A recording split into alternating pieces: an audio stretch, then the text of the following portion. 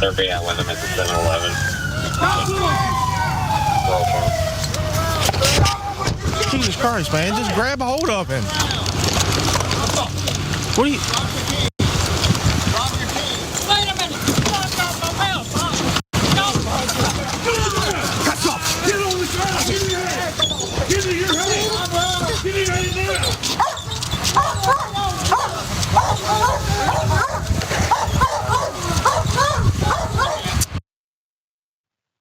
Newly released body cam footage from police there in Virginia of them tackling that 77-year-old man at a general traffic stop there in a parking lot, took him to the ground, and I assume arrested him eventually. Who knows? There were several cops there to detain this wildly, insanely aggressive man.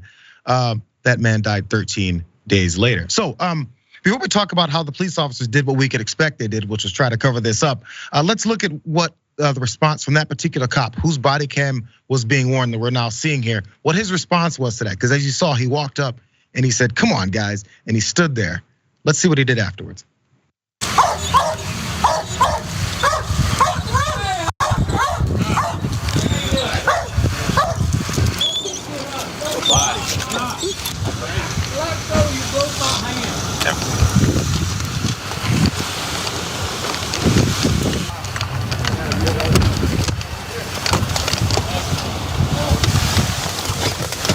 That was unjust and uncalled for. Jesus Christ. Oh, that's gonna be. Oh, that's gonna be a story there, guy. That unnamed police officer, at least from my perspective here, decided to get in the car and take off and talk about the things that was happening there in front of him. But here's the unsurprising part, the police's reaction after this. As you guys saw, again, there's probably 10 cops there. The Warren County Sheriff's Office originally said that Ralph Ennis, that was the 77-year-old man that died, had fallen over the trailer hitch of his truck and hit his head during the arrest on April 2nd outside of a 7-Eleven near Front Royal. Deputies had pulled him over for driving erratically and speeding, is what authorities said.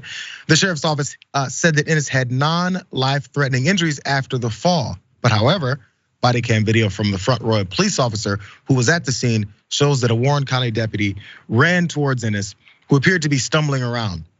The deputy then grabs Ennis and slams him face forward into the back of Ennis's red pickup truck, which had a camper. And then he and another deputy appeared to tackle him to the ground, as you saw there. So during that tackle, Ennis and the deputies appeared to trip over the truck's trailer hitch.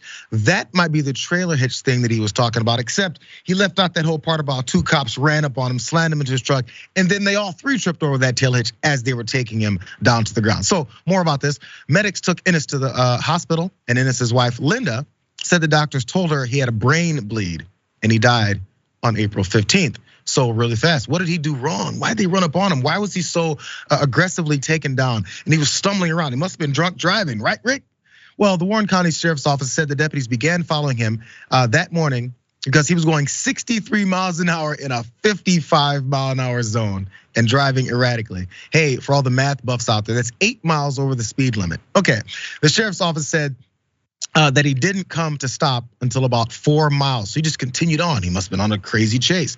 Ennis followed commands to get out of the truck, but then refused orders to drop his keys, those dangerous things, and put his hands behind his back, is what the Sheriff's Office said. Now, here's an explanation, Rick. Linda Ennis says that her late husband had recently begun struggling with dementia and was the subject of a silver alert in mid-March. And Warren County Sheriff Mark Butler, he told News 4 that he stands by the initial statement that his office released based on absolutely effing nothing. So there's a few different points. The first is it clearly does not matter if something terrible happens between a citizen and an officer.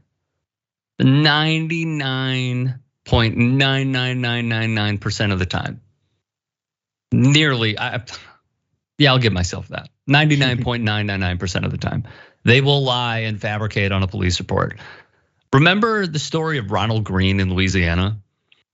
They said that he did not get beaten in their custody.